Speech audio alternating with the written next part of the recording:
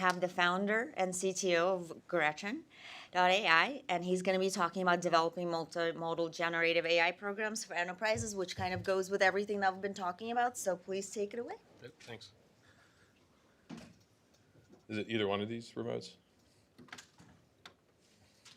I mean, they seem to hallucinate anyway. So. Yeah, I think this one will be. All right, thanks. All right, good afternoon, everyone. Glad to be here. My name is John Myers, and I am the CTO at Gretel AI, and we are a generative AI platform that specializes in creating synthetic data.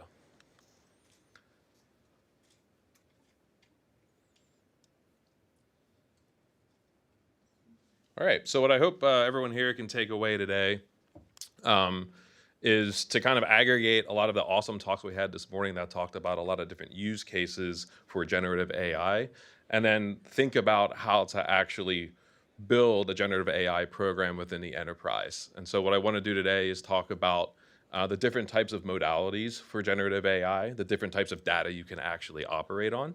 I'd like to walk you through some example workflows that we see with our customers today, and then talk about some common vendor deployment models so you can help think about the different characteristics of tools and products that you'll want to deploy inside of the enterprise and incorporate synthetic data into the business.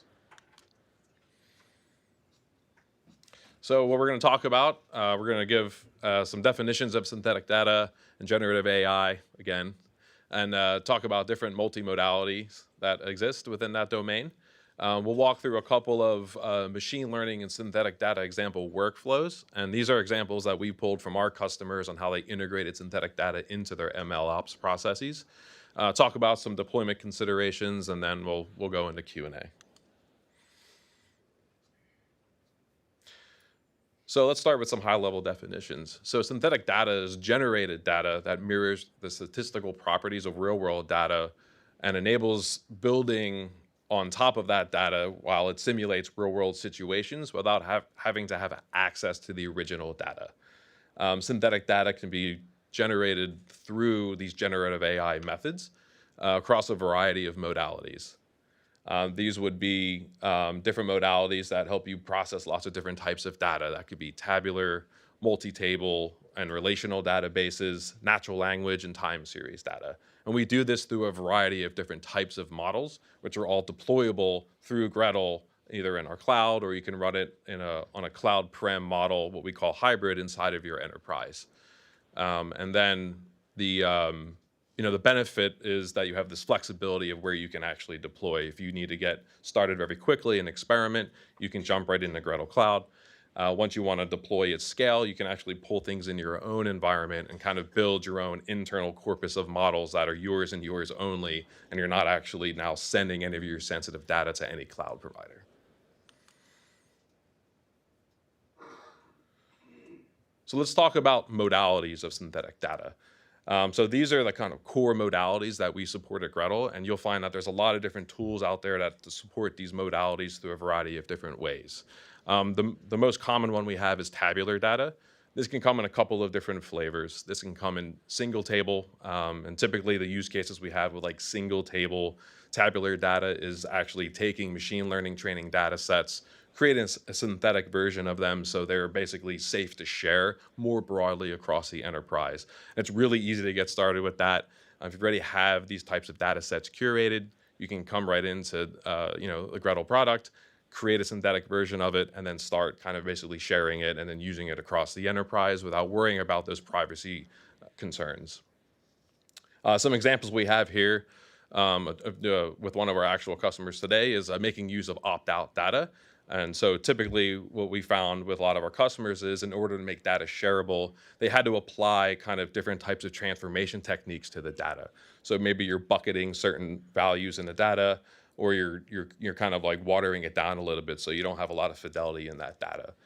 The way we solve that is by allowing them to create a synthetic version of that data. Then you don't have to use that like overly bucketed data, and then you have something that can be more broadly shared for your classification and regression use cases. Stepping further down kind of the use case line, in more advanced situations, we have the ability to allow folks to augment their data sets with new records And this allows you to either increase the amount of training samples or create training samples of a certain class within the data set. So when it comes to like moving into your ML ops platforms, a lot of them have different requirements, right? You have to have a minimum number of training records, and they also suggest that you have a certain balance within your data. If that doesn't exist in your original training data, you can actually then kind of use synthetic data to actually fill in those gaps, so to speak. The next modality that we're most common with our customers is time series data. So this is basically operating on data that is linear across time. And the most common use case we have here is to fill in a lot of gaps for data that is generally pretty expensive to collect. So when one of our customers has kind of physical sensors out there collecting information, they're expensive to deploy, and so they might have a handful out of them out there, and they're starting to collect data points within a certain range. And so in order to kind of fulfill their simulations for their needs, they're using synthetic data to actually fill in some of the gaps in the time series. The next one would be natural language. There's a lot of that today that we talked about earlier. And really this comes down to being able to build your own internal GPT models. So earlier we had the talk from the Federal Reserve, and one of the questions that was asked was, hey, are you using pre-trained models that are out there in open source to kind of build your own internal LLM? So with Gretel, what we allow you to do is to actually pull some of those models out from the ecosystem that are out there, bring them into your environment. You can fine tune them on your own data, and then you can use those GPT models to fulfill a bunch of different use cases. So some of the most common use cases we have with our customers today is creating additional training samples for NLP modeling. Some of the more concrete use cases here, creating additional samples for toxic language detection, spam and fraud detection, and helping bots for training and development, like chatbots and personal virtual assistants and stuff like that. And then our last modality of that is out there available on Gretel today through a free public preview is synthetic images. So this allows us to build on top of tools like Stable Diffusion. You can show up, you can bring prompts, and then you can generate images for ML training that are generally pretty expensive to acquire one way or another. So think about insurance and medical tech. So we have use cases where insurance companies want to create images of really catastrophic accidents, so then they can be automatically analyzed for different types of things like fault and stuff like that. So since those are really hard to acquire, since I don't think anyone wants to go out and intentionally crash a bunch of cars, we can generate those types of images, and then you can bring them right back into your MLOps pipeline. So now we're going to get into some example workflows on how to kind of integrate synthetic data into your ML ops process. So there's two use cases that I'll walk through. The first one is kind of focused on, we already have ML training sets. They don't perform well because of imbalances in the data, or there's not enough training samples. And then the second use case I'll walk through is we want to introduce ML into our environment, but we don't have any training sets yet, but we just need to get started. Like, how do we explore our production data to kind of get to that point where we can create high fidelity ML training sets?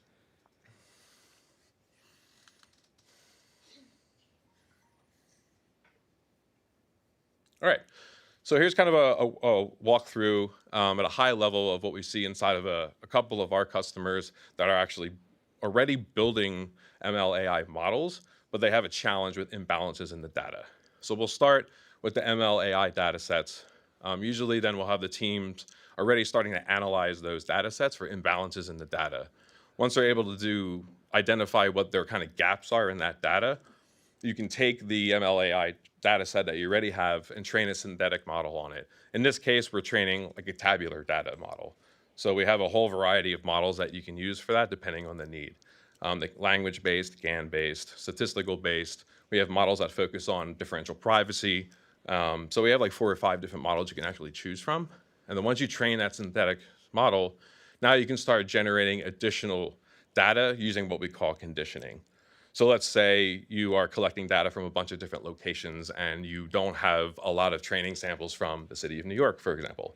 So what you can do is once you train that model, you can say, hey, you know what, give me 500 more records, but make sure the location is New York. And then what the model does is it fills in the rest of the record for you based off of what it's already learned about the records that are derived from New York. And so once that happens, you can add that data back into your training set, continue with your ML/AI experimentation, see how your classification or your regression models are performing, and then you can kind of keep iterating and tuning on that to make sure that you're building an ML/AI data set that is balanced in the way that you need it. Here we're going to kind of walk back to like an example where you might have an enterprise that's just getting started with an ML/AI program for a specific set of use cases. And in this situation, what we commonly see is you have applications that are out there. All your data is residing in these production databases. It's highly normalized.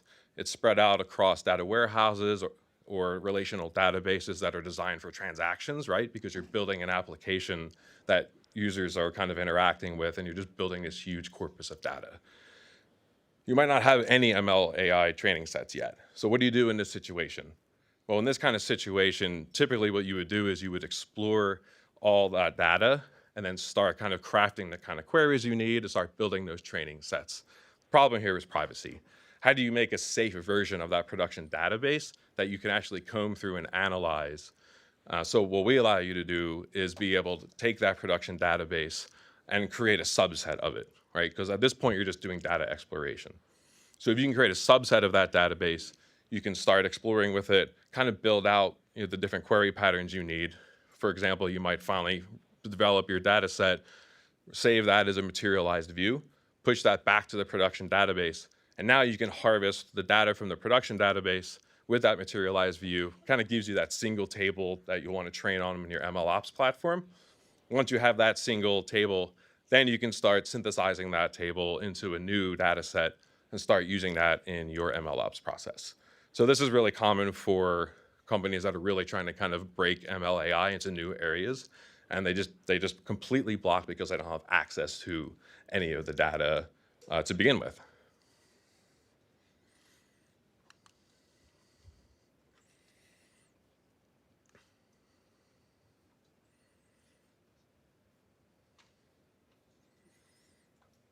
There it is. All right. Now we'll get into some deployment considerations. So the deployment considerations here, there's kind of three different varieties. Gretl actually offers all three of these. You'll find that as you explore different tools, some are in one bucket, some are in multiple buckets. And so we'll kind of start with the open source or semi-permissive licensing. What I mean by semi-permissive licensing is you have different packages out there that are available to use, but you kind of have to read the fine print. A lot of licenses are moving to like source available licenses or restrictive licenses such that you might be able to use them in the enterprise, but you might only be allowed to use them for experimentation, or you might only be able to use them internally. Like you can't turn around and build a synthetic data service with open source tools and like resell it. So I would, first thing is when you're starting to pick up an open source package, read the fine print on the license and understand exactly what your restrictions are. At Gretl, all our open source packages are under what we call a source available license. So if you want to explore with Gretl's like core Python packages in our free variants, they are free for any enterprise to build anything with. Our only restriction is that you can't go and build a competing service and like resell that service to others. Now, with most open source tools, some of the drawbacks are you're mostly relying on community support, and then that licensing could change at any moment. Most of these are also in the forms of SDKs, mostly in Python, just because that is where all the core packages are coming from, like the underlying libraries like TensorFlow and PyTorch. Most of these SDKs, much like Gretl's, are built on top of that. And so that does mean it does require a little bit of experience from your developers in operating with those packages. And then the last part of like thinking about using open source tools in your environment is scaling deployment and infrastructure. It's kind of on you, right? You have to figure out how to deploy those packages on the right hardware, how to scale it, how to resource it. And if you're resourced to do that, that's great. I would recommend that if you're going to look at those types of tools, you kind of use them in like a sandbox environment. But when it comes down to actually operationalization, you might want to consider moving into more of a vendor cloud hosted or like a cloud prem or a hybrid mode. So vendor cloud hosted, like a full SaaS component, is great, easy to get started, and experiment, assuming free tiers exist. Like Gretel has a free tier you can get in. We have demo data for you, so you don't even have to worry about like uploading your sensitive information. And then I'll go right to the hybrid mode. The hybrid mode is kind of this mode where you can actually deploy the compute resources in your own cloud environment. And in Gretel, we support deploying a hybrid mode into like AWS, GCP, and Azure. And once you're there, our data plane operates inside of the confines of your virtual cloud. Your data never leaves your environment. The models you train stay in your environment. You can fine tune those models and use them, pretty much in an unlimited fashion. So wrapping up, what I covered was kind of different things you should consider when building a generative AI program. Step one, think about the modalities you need. You're dealing with tabular data, relational data, image data, time series data. Make sure you're looking around for a vendor that gives you support for everything you need, so you're not kind of having to build stovepipes for each type of modality. Second one is, where in your existing workflows do you want to plug in? Make sure that you have the tools to plug it into your existing MLOps workflows and it fits into the processes you already have. And then finally, deployment considerations. Am I doing open source? Am I going full SaaS hosted? Or do I need something in between that gives me the ability to keep the data in my environment with a light footprint of compute resources in a cloud that I already use? And that should wrap it up.